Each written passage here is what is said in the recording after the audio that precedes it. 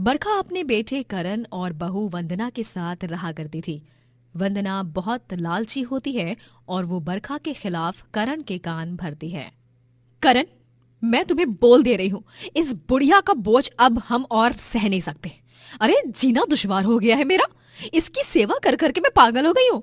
तुम ही सोचो ना, ये बस कुछ दिनों की मेहमान रह गई है, लेकिन हमें हमारे आने वाले बच्चे और भविष्य के बारे में भी तो सोचना होगा ना। बोलो। हाँ वंदना, तुम सही कह रही हो। हमें भी हमारे भविष्य के बारे में सोचना पड़ेगा। माँ का बोझ मैं और सहन नहीं कर सकता। तो चालाकी से उनसे जायदाद का सारा हिस्सा तुम्हें हड़पना होगा, क्योंकि फिर हम उन्हें घर से बाहर तो निकाल देंगे, लेकिन जायदाद को नहीं छोड़ेंगे, समझे? लेकिन हम ये कैसे करेंगे? तुम मत सोचो कुछ, तुम्हारी अकल तो बचपन से ही घास चरने गई है। हाँ। वंदना अब बेचारी बरखा से प्रॉपर्टी के पेपर्स पर साइन कैसे करवाऊं, इसकी योजना बनाना शुरू करती है। वंदना बहू, मुझे हल्दी का दूध दे दे, बहुत खांसी आ रही है और सर्दी हो गई है। बहू, दूध में लौंग और इलायची भी डालना। ओ बुढ़िया, मुझे क्या तूने अपनी नौकरानी समझ रखा है? हाँ, मैं तेरे नखरे उठाने के लिए यहाँ पर खाली नहीं बैठी हूँ तेरे लिए, समझी ना? लेकिन वंदना बहू,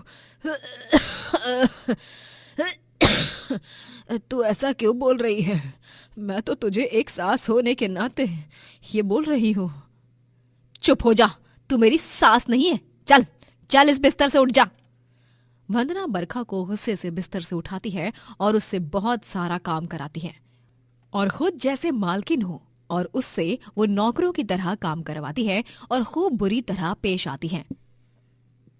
वंदना को बरखा पर इतना अत्याचार करते देख बेटा करण तक कुछ नहीं बोलता। ए बुढ़िया, चल जल्दी से हम दोनों को खाना परोस, और हाँ, अचार और दही भी लाना साथ में। ठीक है बहू, लाती हूँ। बरखा दाल मखनी बनाकर दोनों बहू बेटे को परोसती है। जो भी बोलो, तू तो कलमुही, लेकिन तेरे हाथ की दाल मखनी ने मेरे दिल को मक्खन की तरह पिघला दिया। लेकिन इसका मतलब ये नहीं है कि मैं बदल गई हूं। तू इस घर की नौकरानी ही बनकर रहेगी। तुझे अगर यहाँ रहना है तो तुझे काम करना होगा, समझ गई? वंदना और करण पहले खाना खाते हैं और फिर उसके बाद रसोई में ठंडी फर्श पर बैठकर बरखा खाना खाती है। बरखा एक दिन बहुत बीमार हो जाती है और वो बेटे करण से विनती करती है। करण बेटा, तबीयत बहुत खराब है, बदन टूट रहा है, ऐसे में मुझे आराम की जरूरत है। अपनी बीवी को समझाओ ना कि मुझे आराम करने दे। नहीं माँ, आप आराम नहीं कर सकती। चलिए उठिए और काम पे लगिए। खाना, कपड़े, बर्तन, घर की सफाई, आंगन की सफाई, ढेर सारे काम पड़े हैं। उन सबको क्या पड़ोस की विमला चाची आकर निपटाएंगी? हाँ, चल चल, ज्यादा ड्रामेबाजी मत कर और सीधे तरीके से उठ जा, वरना खाल उधेड़ कर रख दूंगी तेरी, समझी? करण और वंदना दोनों भी बरखा से काम करवाने की कोशिश करते हैं, लेकिन अपनी बीमार हालत के कारण बरखा बिस्तर पकड़कर ही बैठ गई थी। ओफो, ये बुढ़िया अब हमारे किसी काम की नहीं है करण। इससे अब ना घर का कोई काम भी नहीं हो रहा है, इसीलिए इसका काम तो अब तमाम ही करना पड़ेगा बस। वंदना बरखा से जबरदस्ती जायदाद के कागजों पर दस्तखत करवाती है। ए बुढ़िया, चल चल, जल्दी से इन कागजों पर दस्तखत कर दे, समझी? लेकिन बहू, ये कौन से कागज हैं? इनमें क्या लिखा है? मुझे तो कुछ समझ भी नहीं आ रहा है। तू क्या करवाना चाह रही है? जितना कहा है ना उतना कर। ले, ये पेन पकड़ और दस्तखत कर जल्दी से। बरखा उन कागजों पर दस्तखत करती है और फिर उसके बाद वंदना और करण बरखा का सारा सामान घर के बाहर फेंक देते हैं और बरखा को भी बीमार स्थिति में धक्के मारकर घर से बाहर निकाल देते हैं। तुझे क्या लगा? वो कोई मामूली कागज नहीं है, जायदाद के कागज थे। अब हमें आपसे हमेशा हमेशा के लिए छुटकारा मिल गया है। अब आप जियो या मरो, हमें उससे कोई फर्क नहीं पड़ता। ऐसा मत करो बच्चों, मैं इस अधेड़ उम्र में कहाँ जाऊंगी? कहाँ रहूंगी? मेरा इस दुनिया में तुम दोनों के अलावा कोई और नहीं है। रुको बच्चों, मेरी बात तो सुनो। बरखा बिलक बिलक कर विनती करती रहती है, लेकिन वंदना और करण दरवाजा बंद कर देते हैं। कड़ाके की ठंड में बेचारी बरखा दर दर भटकती फिरती है। कपकपाते हुए वो सड़क के एक फुटपाथ पर ही सो जाती है। अगली सुबह वो पूरे गांव में नौकरी की तलाश करती है। बेटा, कुछ काम हो तो दे दो। मैं बहुत स्वादिष्ट खाना बनाती हूँ। दाल मखनी तो बखूबी बना लेती हूँ। कम पैसे में रख लोगे फिर भी कोई दिक्कत नहीं है बेटा, लेकिन मुझे इस वक्त पैसों की सख्त जरूरत है। अम्मा, माफ कीजिएगा, दरअसल वो मेरे ढाबे पर फिलहाल किसी भी कुक की जरूरत नहीं है। अगर मुझे जरूरत होगी तो मैं आपको बता दूंगा। बरखा निराश हो जाती है। वो पूरे गांव में नौकरी ढूंढने की कोशिश करती है, लेकिन उसे कहीं भी कोई भी नौकरी पर नहीं रखता। वो अपनी झोपड़ी में चली आती है और रात में अलाव जलाकर फिर से भूखे पेट ही सो जाती है। दूसरे दिन जब वो स्टेशन के रास्तों से गुजर रही होती है, तभी वो देखती है कि पानी पूरी, आलू चाट, समोसे, चाउमीन, इन सब के ठेले लगाए हुए हैं और वहां पर काफी भीड़ भी है। ये दृश्य देखकर बरखा को सूझता है कि क्यों ना मैं भी अपना एक दाल मखनी बेचने का ठेला खोल लूं, क्योंकि इन ठेलों पर ग्राहकों की इतनी भीड़ जमी हुई है। मतलब लोग ठेले का खाना पसंद करते हैं। हाँ, मैं अब यही करूंगी। बरखा उधारी पर सारा सामान लेती है और बम्बू से अपना छोटा सा ठेला लगाती है और फिर दाल मखनी बेचना शुरू करती है। कुछ ही घंटों में उसके ठेले पर ग्राहकों की लंबी कतार लग जाती है। दाल मखनी ले लो, दाल मखनी, इतनी स्वादिष्ट के दीवाने बन जाओगे। एक बार खाओगे तो बार बार खाओगे। आहा, क्या स्वादिष्ट और मजेदार दाल मखनी बनाई है बरखा दादी आपने तो। मजा ही आ गया। वाकई में आपके हाथों में जादू है, जादू।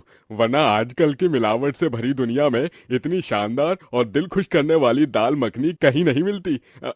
बड़े से बड़े महंगे 5 स्टार रेस्टोरेंट में भी नहीं। शुक्रिया बेटा, खाओ, आराम से खाओ। ये लो, पानी भी ले लो। बरखा अपना काम बहुत ही ईमानदारी और नेकी के साथ करती है और दिन भर में उसकी अच्छी कमाई हो जाती है। कुछ युवक उसका दाल मखनी बनाते वक्त वीडियो रिकॉर्ड करते हैं और उसे सोशल मीडिया पर पोस्ट कर देते हैं, जिसके बाद लाखों की संख्या में लोग उस वीडियो को देखते हैं और उसे बेहद पसंद भी करते हैं और दूर दूर से लोग बरखा की दाल मखनी खाने आते हैं। ऐसे ही एक दिन एक अमीर आदमी आता है और बरखा से मिलकर कहता है, नमस्ते बरखा जी, मैं विवेक खन्ना, भारत का जाना माना मास्टर शेफ। मैंने सुना है कि आपके दाल मखनी ने पूरे सोशल मीडिया पर अपना राज चला रखा है। चलिए जरा आज मैं भी तो चक्कर देखूं। जी क्यों नहीं, ये लीजिए, मैं अभी परोसती हूँ आपको। बैठिए ना, उस कुर्सी पर बैठ जाइए। मास्टर शेफ विवेक बरखा के हाथ की दाल मखनी खाते हैं और वो उसकी दाल मखनी के फैन हो जाते हैं। वाह, ऐसी दाल मखनी तो मैंने पूरे पंजाब में भी नहीं चखी। बरखा जी, आप तो फूड इंडस्ट्री की कोहिनूर निकली। आपकी जगह यहाँ पर नहीं, बड़े बड़े कुकिंग टीवी शोज में है। और फिर यहाँ से शुरू होता है बरखा के आगे बढ़ने की दास्तान। बरखा अब टीवी पर कुकिंग और रियलिटी शोज में आने लगती है और ऐसे ही बहुत सारे पैसे कमाती है। वो अपना खुद का एक बहुत बड़ा रेस्टोरेंट खोलती है जिसका नाम होता है दादी की रसोई। वहीं वंदना और करण दोनों का बिजनेस ठप हो जाता है और दोनों भी रास्ते पर आ जाते हैं। एक दिन दोनों बरखा के बड़े बंगले के बाहर भीख मांगते हुए कहते हैं, माँ जी, हमें माफ कर दो, हमने आपके साथ बहुत गलत किया।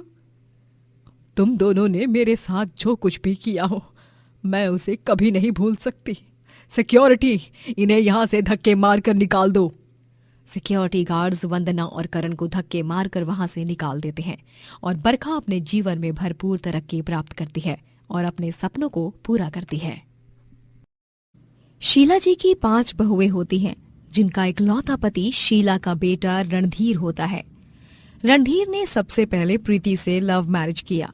शादी के बाद रणधीर के पिताजी के परम मित्र की बेटी करीना उससे रणधीर शादी कर लेता है, क्योंकि करीना के पिताजी ने रणधीर के पिताजी की बहुत देखरेख की होती है।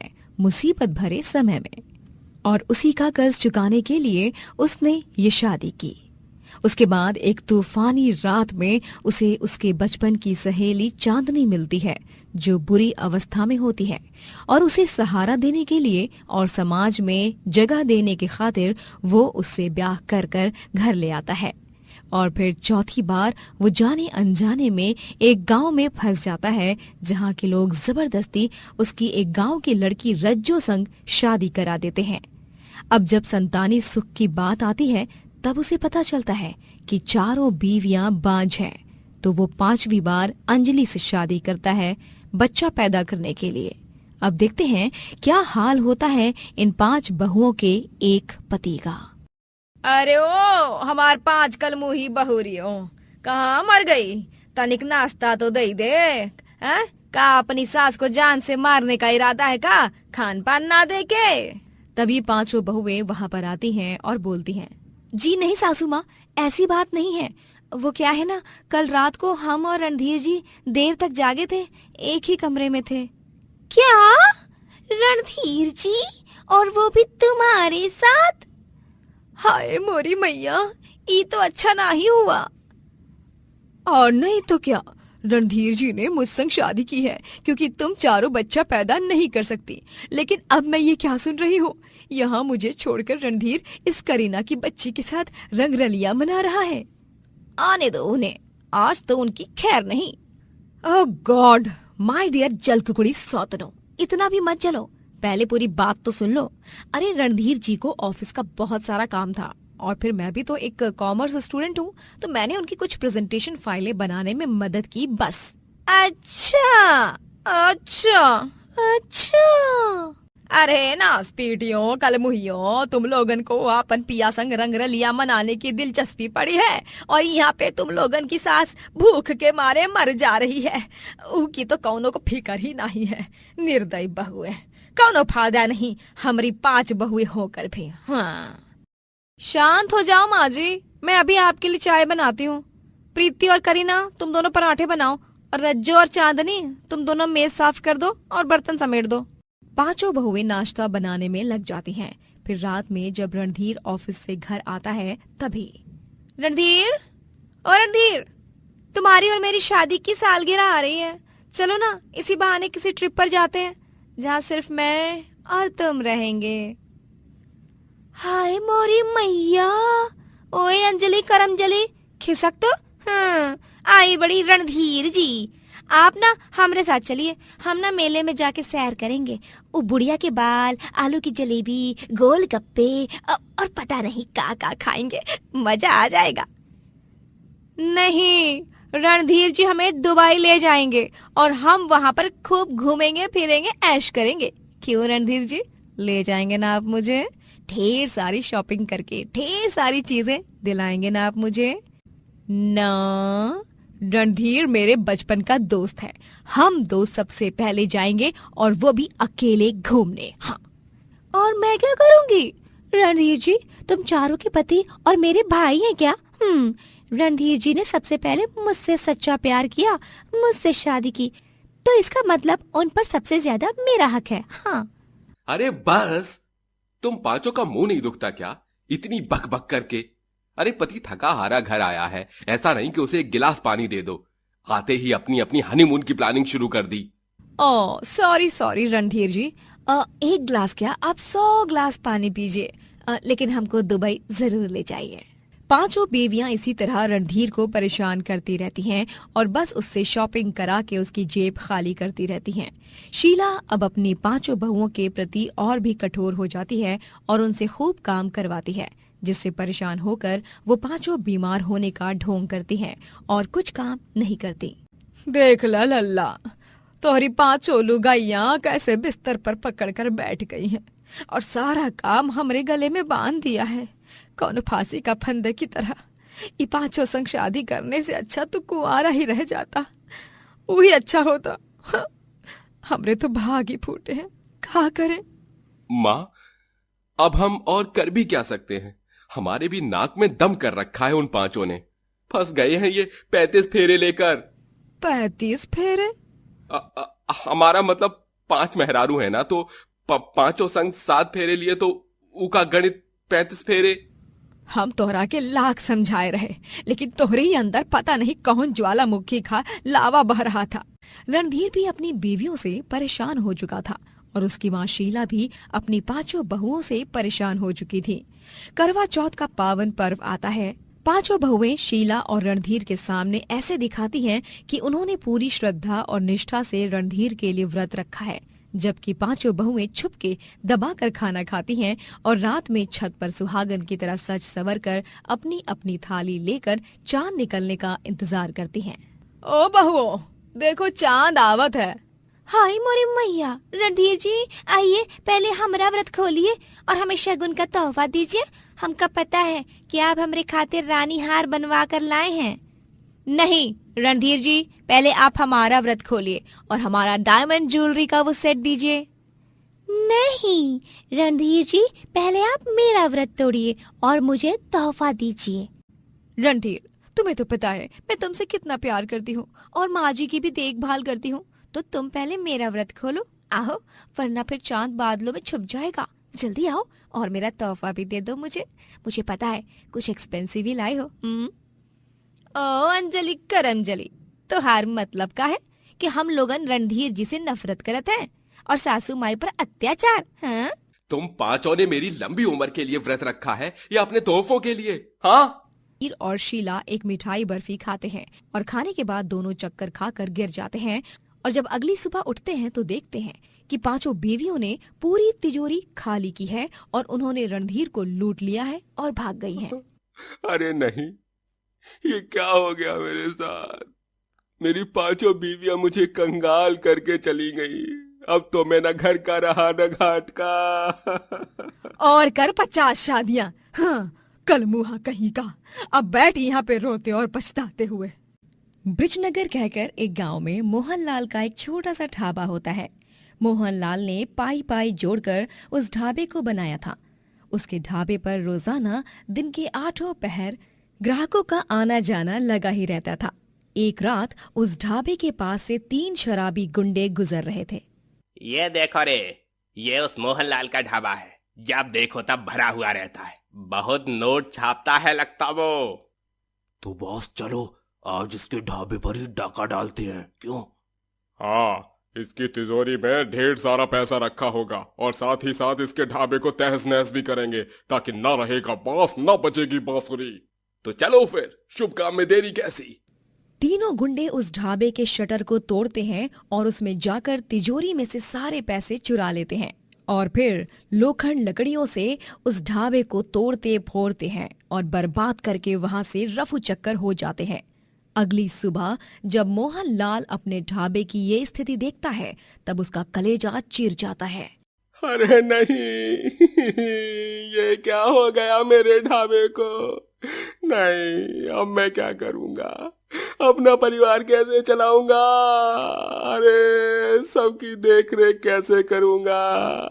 हे दुर्गा माँ, ये क्या अनर्थ हो गया मेरे साथ? मोहनलाल अब बहुत दुखी था। उसके सारे पैसे भी चोरी हो गए और साथ ही साथ ढाबा भी बर्बाद हो गया। जैसे तैसे वो कुछ हफ्ते गुजार लेता है, परंतु कुछ दिन बाद उसके पास 1 रुपया तक नहीं बचता और उसके परिवार के खाने के लाले पड़ जाते हैं। उसकी बीवी का नाम पूनम होता है, छोटा बेटा नकुल और बूढ़े पिताजी नरेंद्र नाथ। सुनिए जी, घर में खाने का एक निवाला तक नहीं बचा। पास के दुर्गा मंदिर में से ही प्रसाद ला दो और उसे ही खा लेते हैं। हाँ पूनम, तुम सही कह रही हो। हम भूखे रह लेंगे तो भी कोई मलाल नहीं, लेकिन हमारा नकुल भूखा प्यासा नहीं सोना चाहिए। अरे तू कौनो चिंता मत कर मुन्ना, सब वो समय की बहती धारा के साथ ठीक हो जाएगा। और तू तो इतना बड़ा पूजा पाठी है, तुहार ऊपर अगर कोनो मुसीबत के बादल मंडराए रही तो ऊ का हटाई के खातिर दुर्गा माँ जरूर आएगी। बस हिम्मत मत हार, तू तो हमारा शेर है मुन्ना। नरेंद्र नाथ तिवारी का बेटा है और का। मोहनलाल दुर्गा मंदिर से बचा हुआ प्रसाद लाता है और उसे नकुल को देता है और नकुल खाकर सो जाता है। मोहनलाल एक बहुत ही बड़ा दुर्गा भक्त होता है। वो हर सुबह 7 बजते ही दुर्गा मंदिर में जाकर पंडित जी से पहले मंदिर के पट खोलता है और पूजा करता है। उसका दुर्गा माँ पर अटूट भरोसा होता है। नवरात्र का पावन त्योहार आता है। बापू, इस साल भी हम हमारे घर में दुर्गा माँ की स्थापना करेंगे ना? हाँ हाँ बेटा, हम जरूर करेंगे दुर्गा मैया की स्थापना। तभी पूनम मोहनलाल से कहती है, लेकिन यहाँ तो गरीबी में आटा गीला है और आप ऐसे में कैसे करेंगे दुर्गा माँ की स्थापना? हाँ बताइए। हमका पता है, ये जो त्योहार पति परमेश्वर है ना, ये बचपन माँ गणेश जी और दुर्गा माँ की मूर्ति बनाने वाले के पास जाके घंटों तक ऊका निहारत रही और ऊ निहार निहार कर इन्हें भी मूर्ति बनाना सीख लिया। हाँ पूनम, बाबूजी एकदम सही कह रहे हैं। तो क्या हुआ अगर हम गरीब हो गए हैं? इस साल भी हर साल की तरह हम धूमधाम और भक्ति भाव से दुर्गा पूजा करेंगे। मैंने 2-3 दोस्तों से नौकरी की बात की है। बस दुर्गा माँ की कृपा रही तो मुझे कहीं पर नौकरी मिल जाए अच्छी सी। अब मैं फिर से तो अपना ढाबा खड़ा नहीं कर पाऊंगा। मुझे अब फिर से शून्य से शुरू करना होगा। मोहनलाल मिट्टी लाता है और अपने हाथों से दुर्गा माँ की छोटी सी प्रतिमा बनाता है और फिर नवरात्रि के दिन वो अपने घर पर उनकी स्थापना करता है और पूरी श्रद्धा के साथ वो दुर्गा माँ की आरती करता है। पूरे गांव का परिसर भक्ति से खिल उठता है। बोलो दुर्गा अम्बे भवानी की जय। अगले दिन मोहनलाल को सड़क से गुजरते हुए उसका बचपन का दोस्त पिंटू दिखता है। अरे मोहन वाह, तू यहाँ? अरे कैसन बा?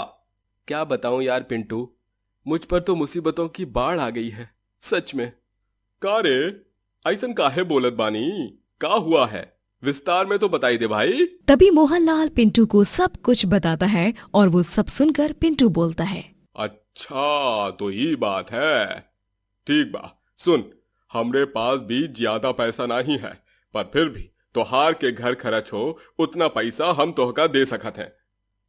अरे वाह, धन्यवाद पिंटू, तेरा बहुत बहुत धन्यवाद। जैसे ही मेरे पास पैसे आ जाएं, मैं तुरंत तुझे तेरे पैसे वापस लौटा दूंगा।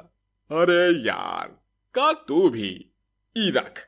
बस ई ही उम्मीद और प्रार्थना करत हैं कि दुर्गा मैया तोहार पीड़ा दूर कर देई। मोहनलाल उन पैसे से बनिए की दुकान पर जाकर कुछ सामान लेता है और दुर्गा माँ के लिए मिठाई और फूल फल खरीदता है। वो नवमी के दिन कन्या पूजन भी करता है।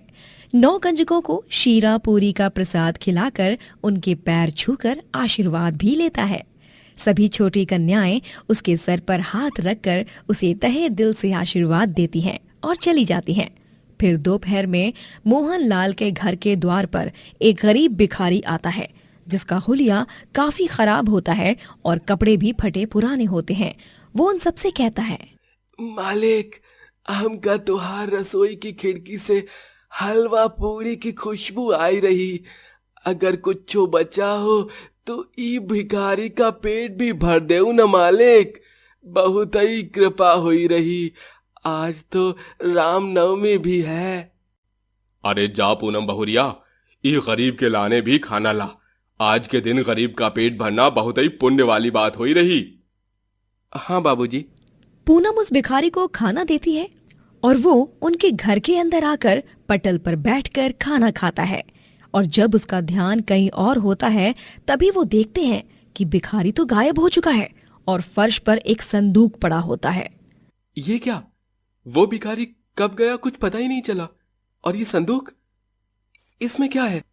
मोहनलाल उस संदूक को खोलता है और वो देखता है कि उस संदूक में ढेर सारे पैसे और सोने के सिक्के हैं। सभी घर वाले ये देखकर भौचक्का रह जाते हैं। ई माँ तो इतना सारा धन है। हाँ, लेकिन ये यहाँ हमारे घर की चौखट को पार करके कैसे आया? वही तो। तभी अचानक से उन सबको दरवाजे से शेर की दहाड़ सुनाई देती है और द्वार पर एक दिव्य रोशनी उजागर होती है और स्वयं दुर्गा माँ अवतरित होती हैं। दुर्गा माँ अपने शुभ चरणों को आगे बढ़ाते हुए पैरों के लाल छापों से मोहनलाल के घर में आती हैं और दुर्गा माँ को देख सभी घर वाले आश्चर्यचकित हो जाते हैं और हाथ जोड़कर प्रणाम करते हैं। दुर्गा माँ, आप, वो भी एक गरीब के घर। व्यक्ति चाहे अमीर हो या गरीब, मैं किसी में भेदभाव नहीं करती। मैं तो बस उनकी भाव भक्ति देखती हूँ और तुम्हारी श्रद्धा एवं निरंतर आस्था और आराधना को देख मुझे यहाँ प्रकट होना ही पड़ा। तो इसका मतलब वो भिखारी और ये संदूक, ये सब आपकी ही लीला है दुर्गा मैया? हाँ पूनम, उस भिखारी को मैंने ही तुम्हारे घर भेजा था तुम्हारे मन को परखने की खातिर, और तुमने बिना अकड़ और घमंड जताए एक गरीब होकर एक गरीब का पेट भरा, और तुम्हारे इसी व्यवहार से प्रसन्न होकर मैंने तुम्हें ये धन से भरा संदूक दिया है। इसे तुम खुशी खुशी मेरा आशीर्वाद समझकर रख सकते हो मोहनलाल। धन्यवाद दुर्गा माँ, आप हमेशा से मेरी माँ की तरह मेरी देखभाल करती आई हो। मुझ पर चाहे 1000 कठिनाइयां क्यों ना आए, मैं उन सब का डट के सामना करूंगा, क्योंकि मैं जानता हूँ कि मेरी दुर्गा माँ सदैव मेरे साथ है। अवश्य। जय माँ दुर्गा। दुर्गा माँ वहां से गायब हो जाती हैं और फिर मोहनलाल दुर्गा माँ की प्रतिमा का ढोल नगाड़ों के साथ विसर्जन करता है और दुर्गा माँ के दिए हुए धन से अपना बड़ा सा रेस्टोरेंट खोलता है और दिन रात एक करके मेहनत करता है और अपने जीवन में खूब तरक्की प्राप्त करता है। ये कहानी है 3 बहुएं कालिंदी, अक्षरा, लावण्या और उनकी 2 सास सरोज और इंदुमती की। बृजमोहन ने सबसे पहले इंदुमती से शादी की थी, लेकिन शादी के बाद पता चला कि इंदुमती बांझ है। तब उसने दूसरी शादी करने का फैसला लिया और उसने सरोज से शादी की और उससे 3 बेटे हुए। कुछ सालों बाद बृजमोहन चल बसा। अब देखते हैं क्या होता है जब 3 बहुएं और 2 सास एक ही छत के नीचे रहती हैं। तब क्या क्या बवाल होता है। ओ त्रिमूर्ति बहुओं, अरे कहाँ मर गए? कब से बुला रहे हैं हम। कानपुर में हड़ताल मच गई है क्या तुम तीनों के? अरे सोई होंगी हाँ, गहरी नींद में। और का आवत है इन तीनों को? हाँ। तभी तीनों बहुएं वहां हाजिर हो जाती हैं। इंदु माँ जी, काहे को खाली फोकट में कुछ भी बोल रही हो? आ ही रहे थे ना, बस बहाने दे दो आप लोगन को हमरे बारे में बुराई करे के खातिर। हाँ। अरे नारी हमरी फूल सी बहू, तू तो हमारी सबसे फेवरेट बहू है, तुझे थोड़े ना हम कुछ कहेंगे। आप दोनों का भारत मिलाप हुआ हो तो आप दोनों सासू माई बताएंगे कि क्यों भोपू की तरह बजे जा रही थी आप दोनों इतनी सुबह सुबह? हाँ वही तो। वो क्या है कि हमारे ना सर में बहुत दर्द हो रहा है, सारी नसें फटी जा रही हैं, इसीलिए हम चाहते हैं कि कालिंदी बहू तुम ना वो तेल की शीशी उठाओ और हमरे सिर की मालिश करो, और अक्षरा बहू तुम ना हमारे लिए गाजर का हलवा बनाओ, बहुत मन हो रहा है खाने का, और लावण्या बहू तुम वो शाम के भोग प्रसाद को बनाने की तैयारी में लग जाओ। ठीक है सरोज माँ जी। 1 मिनट, का ठीक है? हाँ का ठीक है? अरे ओ सरोज मैडम, ये तीनों तुम्हारी ही नहीं हमारी भी बहुएं हैं। हाँ, और ये तीनों वही करेंगी जो हम कहेंगे। का बहुओं? ओ इंदुमती, याददाश्त उम्र के साथ कमजोर हो जा रही है तुम्हारी। अरे भूलो मत, बृजमोहन जी ने हमसे शादी की थी क्योंकि तुम बांझ थी, और इन तीनों के पति हमारे बेटे हैं। 9 महीने हमने उन्हें अपनी कोख में पाला है, हम उनकी देवकी माँ हैं, तुम तो उनकी यशोदा माँ ही ठहरी। तो जब ये तीनों हमारे बेटों की बीवियां हैं तो इन तीनों पर तुमसे ज्यादा हमारा हक है। हाँ, बस फिर क्या होना था। इसी बात पर दोनों सासों में कहा सुनी शुरू हो जाती है। तुम्हारी इतनी मजाल? अरे बृजमोहन जी ने तो हमसे ही प्यार किया था, उनकी पहली बीवी हम हैं, और इन तीनों बहुओं पर भी पहला हक हमरा ही होगा। हाँ। नहीं, ये तीनों मेरा कहा गया काम करेंगी। नहीं, अक्षरा बहू जाओ बम ले आओ। बम? लेकिन इंदु माँ जी बम क्यों? कहाँ फोड़ना है? अरे बम, वो मालिश वाला। ओ बाम, ओके। ज्यादा खी खी खी खी खू खू खू मत करो, हमरे घुटनों की मालिश करो। हाँ, और तुम कालिंदी बहू जाकर प्याज के पकौड़े तलो, और लावण्या बहू तुम हमरे कमरे की अलमारी को साफ करो, धूल बहुत जम गई है उमा। उका है फिर चूहा लोगन आके अपन डेरा जमाएंगे और हमरे महंगे महंगे सुंदर सुंदर कपड़े और बाकी का कीमती सामान खराब हो जाएगा। हमने कह दिया ना, ये तीनों बहुएं मेरी ही सुनेंगी। तभी परेशान होकर तीनों बहुएं एक ही बार में चिल्लाती हैं, बस बस बस। सरोज माँ जी, इंदु माँ जी, कितना लड़ेंगी आप हम तीनों के लिए? वही तो, हमरे तो कान के पर्दे फट गए भैया। भूलिए मत, हम तीनों भी आप ही की बहुएं हैं और आप दोनों के जो भी काम है हम तीनों आपस में मिल बांट कर उन कामों को पूरा कर लेंगे। एकदम 100% सही कह रही है जिज्जी। फिर तीनों बहुएं मिलकर दोनों सास का काम करती हैं। रात में पूरा परिवार जब साथ में खाने की मेज पर खाना खा रहा होता है, तभी कालिंदी का पति मोहित, अक्षरा का पति ओंकार और लावण्या का पति चंदन भी मौजूद होते हैं। और हमारे तीनों लल्ला कैसे हैं? कारोबार कैसा चल रहा है? आपके तीनों लल्ला एकदम लल्लन टॉप है सरोज माँ। और कारोबार भी एकदम फर्स्ट क्लास चल रहा है। और ये सब आप दोनों माओ के पवित्र आशीर्वाद के कारण ही है। चलो, ये तो बहुत ही ज्यादा अच्छी खबर सुनने को मिली है। मन को राहत मिल गई। जय सिया राम। सरोज और इंदुमती दोनों भी बेटों के सामने शांत रहती, लेकिन वो अपनी लड़ाइयाँ और झगड़ों से बाज नहीं आती। वो दोनों रोजाना लड़ाई करके अपनी तीनों बहुओं का जीना दुश्वार कर देती हैं। हमने कह दिया तो कह दिया, आज खाने में बैंगन का भरता ही बनेगा और तुम तीनों को हमारी बात ही माननी होगी आज। नहीं, आज खाने में कढ़ाई पनीर बनेगा। हमारे तीनों बेटों को पनीर बहुत पसंद है। तुम तो ऐसे कह रही हो जैसे कि वो तीनों तुम्हारे बेटे ही हैं और हमरे क्या, हमरे दुश्मन? हाँ, तुम तो एक नंबर की नासपीटी हो। हाँ, नासपीटी होगी तुम। बहुओं, जाओ, हमने फ्रिज में पनीर काट के रख दिया है। जाकर बढ़िया सा कढ़ाई पनीर बनाओ और अपने पतियों का दिल जीत लो। और हाँ, मक्खन डालते वक्त कोई आनाकानी मत करना। मेरे तीनों लड्डू गोपाल को मक्खन बहुत पसंद है। लेकिन हमारी बात तो सुनो इंदु माँ जी, अब बहस काहे? हम तीनों के पति देवन को पनीर ही पसंद है तो बना देते हैं ना वही। काहे को इतनी सी बात का इतना बड़ा बतंगड़? हाँ। तीनों बहुएं इंदुमती को चुप कराती हैं और कढ़ाई पनीर ही बनाती हैं। दोनों सास में रोज का युद्ध तो जारी रहता है, लेकिन एक दिन तो पानी सर के ऊपर चला जाता है।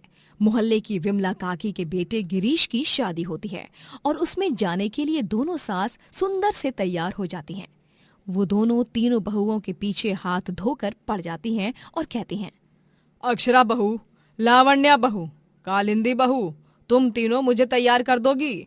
वो दिवाली के दिन जैसे तुम तीनों सजी थी, क्या मेकअप लगाया था। आहा, वैसे ही कर दो ना मेरा भी मेकअप।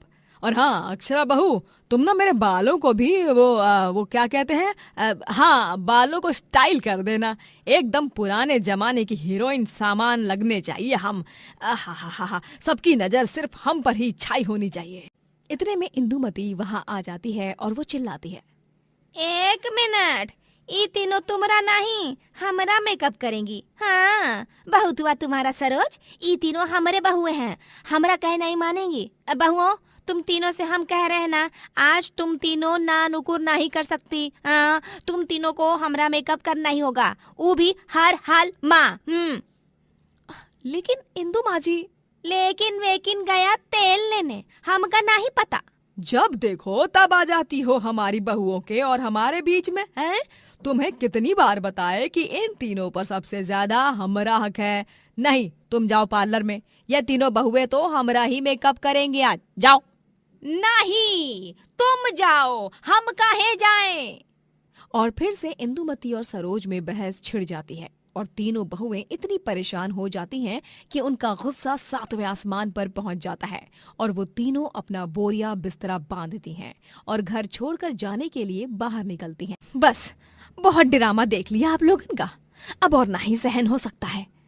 हाँ, इसीलिए हम तीनों घर छोड़ के जा रहे हैं। अपने पतियों से जुदाई मंजूर है, लेकिन आप दोनों जैसी सास के साथ रहना, वो भी एक छत के नीचे, कतई मंजूर नहीं। हाँ, चलो निकलते हैं। तीनों बहुएं घर छोड़कर निकल ही रही होती हैं कि उतने में सरोज और इंदुमती उन्हें रोक लेती है। रुक जाओ बहुओं, रुक जाओ, हमें माफ कर दो, हम दोनों आपस में नहीं लड़ेंगे आइंदा से। हाँ बहुरियों, हमका माफ कर दो। हम फिर कब्बो कब्बो कब्बो कब्बो नहीं करेंगे ऐसा। सरोज और हम सौतन नहीं, सहेली की तरह रहेंगे। राम जी की सौगंध। हाँ। दोनों सास की बिनती को सुनकर तीनों बहुएं मान जाती हैं और फिर से घर में रुक जाती हैं और आगे से सरोज और इंदुमती झगड़े करना बिल्कुल ही बंद कर देती हैं और सब खुशी खुशी साथ रहते हैं। प्रेमलाल और मृणालिनी दोनों की 4 बेटियां होती हैं। मृणालिनी फिर से गर्भवती होती है। प्रेमलाल, उसकी मां बरखा और पिता गोपीचंद को अब इस बार एक बेटे की आशा होती है।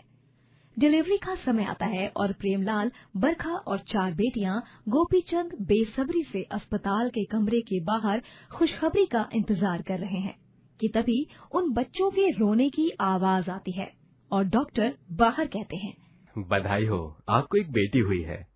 हाय राम, पहले ही 4 पनौती कम थी, जो एक और पनौती को जन्म दे दिया इसको लक्ष्मी ने। हाय। अब तो कोई आस न बची बेटे की। हमारे खानदान का वारिस इस जन्म में नहीं आएगा। अरे हमारे तो भागे फूटे हैं। जब प्रेमलाल हॉस्पिटल रूम के अंदर जाकर मृणालिनी को मिलता है तब देखिए ना जी, कैसी है हमारी फूल सी बच्ची। इसकी 4 बहनों को भी बुलाइए ना, और वो भी तो देखें अपनी छोटी सी नन्ही सी बहन को। नहीं, अब एक बात कान खोल कर सुन लो, तुम्हारा और मेरा रिश्ता आज से खत्म। तुम्हारा सामान मैं यहाँ भी दूंगा और सामान के साथ तुम्हारी 4 बेटियों को भी भेजूंगा। अब तुम और तुम्हारी 5 बेटियां, तुम्हें सलाम, मुझसे ज्यादा बहुत दूर चली जाओ। प्रेमलाल जी, ये आप क्या कह रहे हैं? प्रेमलाल जी, प्रेमलाल जी। प्रेमलाल वहां से चला जाता है। डिस्चार्ज मिलने पर प्रेमलाल मृणालिनी का सारा सामान और उसकी 4 बेटियों को घर से बाहर निकालता है और अब मृणालिनी अपनी छोटी बेटी को गोद में लिए और बाकी 4 बेटियों को यहाँ वहाँ लेकर दर दर भटकती है। 4 बेटियों के नाम रीना, पंखुड़ी, दिव्या और प्रीति होते हैं। माँ, अब हम और कितना चलेंगे? काश हमारी नानी होती, हम उनके घर जाकर रुकते फिर, है ना? हिम्मत रखो मेरी बेटी, मैं कुछ न कुछ करती हूँ। मृणालिनी अपनी बेटी को गांव के बस स्टैंड पे ले जाती है और बस में बैठाकर वो मुंबई आ जाती है। अब भाई साहब, ये कौन सी जगह है? कौन सा शहर है? बहन जी, ये है सपनों का शहर मुंबई। क्या? मुंबई? मुंबई शहर में मैं अपनी 5 बेटियों संग क्या करूंगी? मृणालिनी का कोई रिश्तेदार नहीं होता। वो गलत बस में बैठ जाती है और ना चाहते हुए भी सपनों के शहर मुंबई में पहुंच जाती है। अब वो मुंबई में सबसे पहले एक मंदिर में जाकर रहती है और तीसरी सुबह श्रीमती नाम की एक औरत मृणालिनी को देख कहती है, ओ बहन, मैं तुझे पिछले 2 दिन से देख रही हूँ। तू अपनी 5 बेटियों संग इस मंदिर में रह रही है।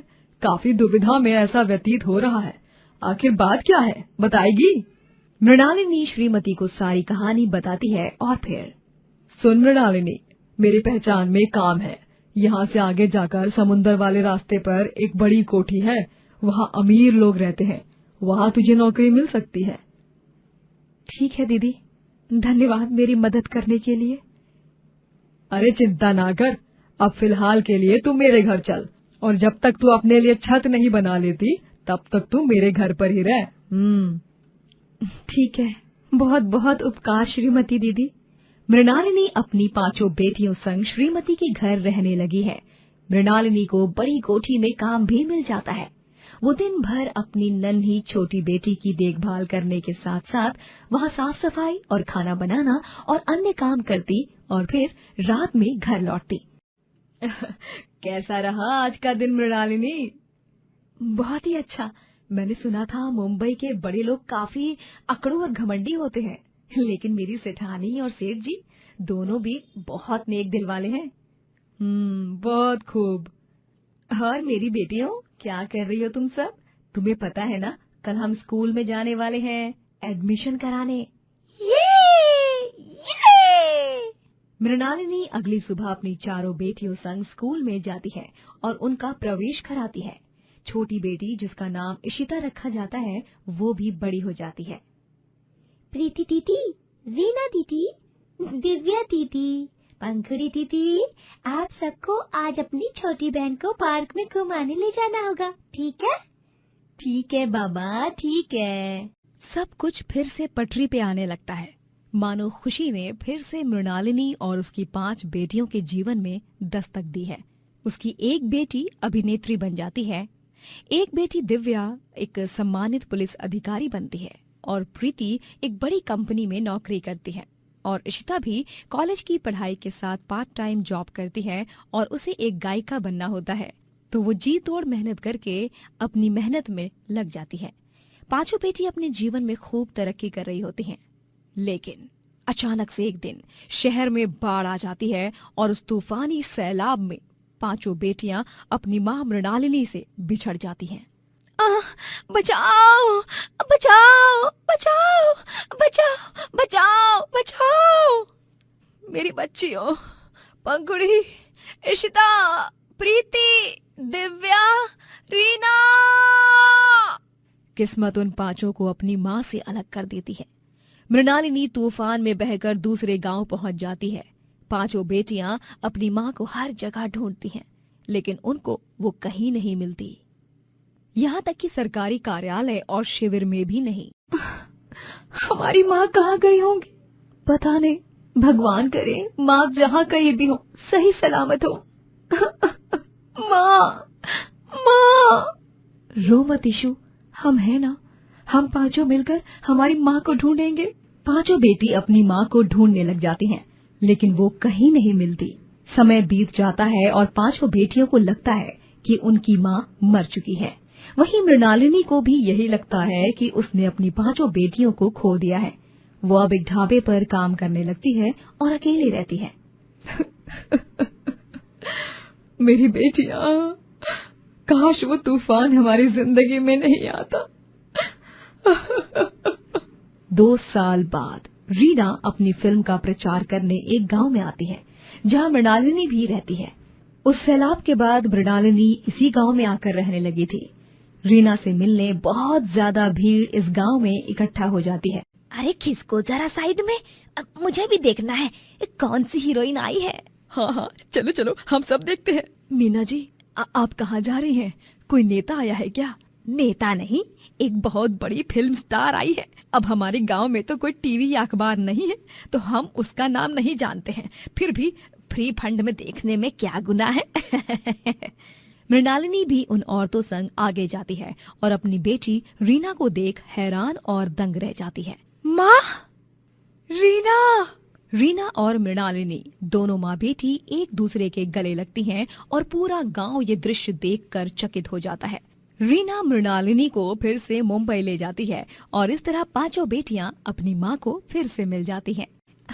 आपको पता है माँ, हमने आपको कितना मिस किया। हमें तो लगा कि आप नहीं रही। आपको पता है, मैं अपनी कंपनी की CEO बन गई हूँ।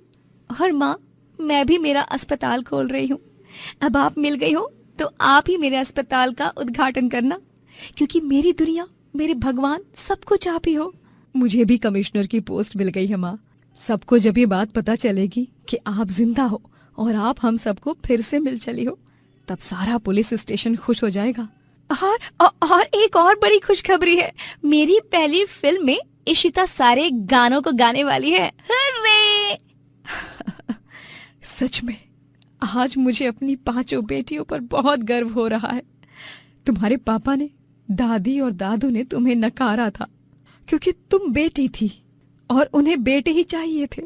ऐसे ही अपने जीवन में आगे बढ़ो और खूब तरक्की करो। 5 बेटियां खूब तरक्की करती हैं और जब रीना की फिल्म रिलीज होती है, तभी गरीब परिवार का इंटरव्यू लिया जाता है और उसे टीवी में देख प्रेमलाल, बरखा और गोपीचंद को अपने किए का बहुत पछतावा होता है। भीमनगर कहकर एक गांव में प्रमोद अपनी बीवी मिथिला के साथ रहा करता था।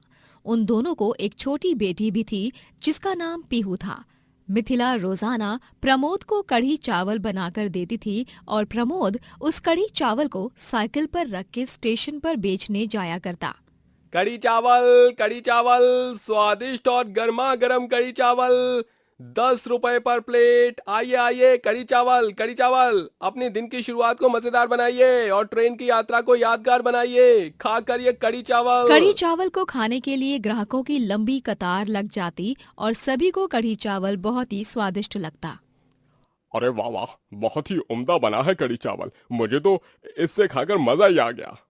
हाँ प्रमोद भाई, इस कड़ी चावल को खाकर तो मुझे मेरे बचपन के दिन याद आ गए। मेरी स्वर्गवासी दादी भी ऐसे ही कड़ी चावल बनाती थी। धन्यवाद जी, धन्यवाद भाई साहब। दरअसल ये कड़ी चावल मेरी बीवी बनाती है और गरम कंटेनर में रखकर मैं उन्हें यहाँ स्टेशन पर बेचने ले आता हूँ। इसलिए सारी मेहनत और आपकी तारीफों के काबिल वही है। मैं तो बस बेचने का काम करता हूँ। अरे जो भी हो, भाभी दुनिया के नंबर 1 कढ़ी चावल बनाती हैं सच में। दिन भर प्रमोद के कढ़ी चावल बिकते और वो ढेर सारे पैसे कमाता। उसका सब कुछ अच्छा चल रहा होता है, लेकिन एक दिन गांव का एक चोर उसे दूर से ही एक पेड़ की डाली पर बैठकर दूरबीन से देखता है। उस चोर का नाम कल्लू होता है। अच्छा, ये गरीब कड़ी चावल बेचने वाला असल में इतना भी गरीब नहीं है। दिन भर ये स्टेशन के पास खड़े रहकर कड़ी चावल बेचता है और हजारों रुपए कमा लेते हैं दिन में। बेटा, अपनी जिंदगी के कुछ आखिरी लम्हे जी ले, क्योंकि अभी ये कल्लू करेगा तुझ पर अटैक और ले लेगा तेरी जगह, वो भी हमेशा हमेशा के लिए। कल्लू अगले ही दिन शाम में जब प्रमोद घर जा रहा होता है, तभी उसे अगवा कर लेता है और उसे जान से मारकर गांव की एक पुरानी नदी में फेंक देता है। सुना है इस नदी में कई सारे समुद्री जानवर हैं। बस अब वो सारे इस प्रमोद के बच्चे को खा जाएं, फिर तो इसकी लाश भी नहीं मिलेगी और ये जाएगा सीधे उन समुद्री जानवरों के पेट में। चोरी करके भी मैं दिन में इतना प्रॉफिट नहीं कमा पाता हूँ जितना ये कड़ी चावल बेचकर कमा लेते हैं, इसलिए मुझे ये खतरनाक तिकड़म अपनानी पड़ रही है। कल्लू अगली सुबह प्रमोद के घर जाता है और उसकी बीवी मिथिला से कहता है, मिथिला भाभी नमस्ते, मैं कल्लू। मैं प्रमोद भाई का चचेरा भाई। वो दरअसल उन्हें किसी जरूरी काम से दूसरे गांव जाना पड़ा, इसलिए उन्होंने आपको संदेश देने बोला है कि वो जल्द ही वापस आएंगे और तब तक कड़ी चावल को जो बिजनेस है उसे मैं संभालूं, ऐसा भी कहा है उन्होंने। अच्छा ऐसी बात है क्या? इन्हें कह रही थी फोन लेकर जाओ, लेकिन नहीं लेकर गए। अब मैं इनसे बात कैसे कर पाऊंगी? उन्होंने कहा कि उनकी चिंता मत करो, वो जल्द ही लौट आएंगे। चलिए चलिए, वक्त जाया मत कीजिए और कड़ी चावल के डिब्बे दे दीजिए, जाकर बेचने हैं स्टेशन पर। हाँ हाँ हाँ, अंदर आओ ना, मैं अभी सारे डिब्बे पैक कर देती हूँ। क्रूर कल्लू कढ़ी चावल के बड़े बड़े डिब्बों को लेकर साइकिल पर रखता है और स्टेशन पर कढ़ी चावल बेचने निकल जाता है और दिन भर में वो बहुत सारे पैसे कमा लेता है। ग्राहक कल्लू से जब प्रमोद के बारे में पूछते हैं तभी, अरे भैया, प्रमोद भाई कहाँ चला गया और तुमने उसकी जगह कैसे ले ली? तुम उसके रिश्तेदार हो क्या? हाँ भाई साहब, मैं प्रमोद जी का चचेरा भाई हूँ कल्लू। उन्हें किसी जरूरी काम के कारण गांव से बाहर जाना पड़ा, इसलिए अगले कुछ दिनों तक मैं ही उनकी जगह पर कड़ी चावल बेचूंगा। भाभी बनाकर देंगी और मैं बेचूंगा। अच्छा अच्छा, अब समझ आया। वैसे तुम भी बहुत नेक और ईमानदार लगते हो, बिल्कुल अपने भाई प्रमोद की तरह। तुम्हें कहीं देखा देखा सा लग रहा है। तुम पड़ोस के गांव रौनकपुर में रहते हो क्या? कल्लू असलियत में रौनकपुर में ही चोरी करता था और उस ग्राहक की ये बात सुनकर वो एक पल के लिए बहुत घबरा जाता है और उसके हाथ पांव और माथे से पसीना छूटने लगता है। फिर वो हिम्मत से बदले में जवाब देता है, नहीं नहीं भाई, तुम्हें कोई गलत फहमी हो गई होगी या फिर नजर का धोखा। मैं तो शहर में रहता हूँ, हाल ही में मैंने अपनी पढ़ाई पूरी की है। अच्छा अच्छा, शायद तुम सही कह रहे हो, मुझे ही कोई गलतफहमी हो गई होगी। जैसे तैसे कल्लू यहाँ पर बच जाता है। फिर अगले दिन जब कल्लू मिथिला के पास कढ़ी चावल लेने जाता है, तभी मिथिला उसे कहती है, कल्लू भाई देखो, तुम्हें मैं पहले से ही बता देती हूँ कि हर 15 दिन में तुम मुझे जितने सारे पैसे कमाए हैं ना, उनका आधा हिस्सा दोगे। आधा तुम रख लेना, क्योंकि मेरे साथ साथ तुम्हारी भी दिन भर की मेहनत जा रही है ना, इसीलिए। ठीक है मिथिला भाभी, जैसे आप कहो। कल्लू कढ़ी चावल लेकर निकलते वक्त मन ही मन खुद से कहता है, मैं और सारे पैसे तुझे दे दूं? इतना बड़ा बेवकूफ नहीं हूं मैं तो ये सारे पैसे अपने पास रखूंगा और 15 दिन में हजारों रुपए कमाकर भाग जाऊंगा और फिर ऐसे ही ऐश करूंगा। कल्लू जितने भी पैसे कमाता उन्हें अपने पास ही संभाल कर रखता। बेचारी मिथिला और पीहू दोनों ही इस आशा में रोज बैठकर इंतजार करते कि प्रमोद कब आएगा। माँ, पापा कब आएंगे? मुझे उनके साथ खेलना है। कितने दिन हो गए हैं, उन्होंने मुझे कोई कहानी भी नहीं सुनाई। पीहू बेटा, निराश मत हो। पापा किसी जरूरी काम से दूसरे गांव गए हैं, वो जल्द लौट आएंगे। और ना, मुझे पूरा यकीन है कि वो अपनी गुड़िया के लिए तोहफे और खाने के लिए मिठाइयाँ जरूर लाएंगे। सच्ची? हाँ मेरी प्यारी दुलारी बिटिया रानी, चल जाकर तेल की शीशी ले आ। बाल देख कैसे रस्सी की तरह हो गए हैं। आज तो तेरी जम के चंपी करूंगी और फिर कल सुबह के कड़ी चावल की तैयारी करूंगी। ओफो, ठीक है माँ, ये लो। मिथिला पीहू की चंपी करती है और उसे स्नेह देती है ताकि उसे पापा की कमी महसूस न हो। वहीं एक शाम सूरज ढलने के बाद अंधेरे में कल्लू जब साइकिल से घर जा रहा होता है, तभी उसके रास्ते के बीच में प्रमोद आ जाता है, जो एकदम खूंखार तरीके से उसे घूर रहा होता है। प्रमोद को यूं अचानक देखकर कल्लू एकदम से डर जाता है और वो साइकिल से गिर पड़ता है। तुम जिंदा कैसे बच सकते हो? मैंने तो तुम्हें मार डाला था। नहीं, लगता है ये उस प्रमोद का भूत है। बचाओ! कल्लू इतना घबरा जाता है कि वो जमीन से उठ भी नहीं पाता है और लेटे लेटे ही वो पीछे की ओर खिसकने लगता है। प्रमोद उसके पास धीरे धीरे आने लगता है। कल्लू का कलेजा कांप उठता है। कल्लू जोर से चीखने चिल्लाने लगता है। तभी अचानक से वहां पर और एक आदमी आ जाता है। हूबहू प्रमोद जैसा ही वो दिखता है। दो प्रमोद को देखकर कल्लू पूरी तरह से डर जाता है और कांपने लगता है। नहीं, बचाओ, कोई है, भूत भूत। कल्लू उठकर भागने लगता है कि तभी भागते भागते उसे पुलिस इंस्पेक्टर पकड़ लेते हैं और उसके हाथों में हथकड़ी पहना देते हैं। अब तेरा खेल खत्म, मूर्ख आदमी। रौनकपुर में चोरी करने के बाद अब तो इस गांव के गरीबों को भी लूटने आया है क्या? तभी वहां दोनों प्रमोद, मिथिला और पीहू भी आते हैं। ये विनोद है, मेरा जुड़वा भाई। उस दिन जब तूने मुझे जान से मारने के लिए छुरी से वार किया, तभी मैं मरा नहीं था। तूने मेरी सांसें चल रही हैं ये नहीं देखा और ये देखे बिना ही मुझे नदी में फेंक दिया। लेकिन किसे पता था कि बचपन से एक माहिर तैराक का खिलाड़ी उस दिन उस बुरी हालत में भी तैरकर उस गहरी नदी से बाहर निकल जाएगा। मैंने फिर षड्यंत्र रचने की ठानी और तुम्हें उसमें फंसाया, मेरे जुड़वा भाई के साथ मिलकर। इंस्पेक्टर साहब, इस दरिंदे को तो कड़ी से कड़ी सजा देना। पुलिस इंस्पेक्टर कल्लू को अपने साथ गिरफ्तार करके ले जाते हैं और फिर उस दिन के बाद से दोनों जुड़वा भाई एक दूसरे के साथ मिलकर कढ़ी चावल का बड़ा ढाबा खोलते हैं और खूब तरक्की करते हैं।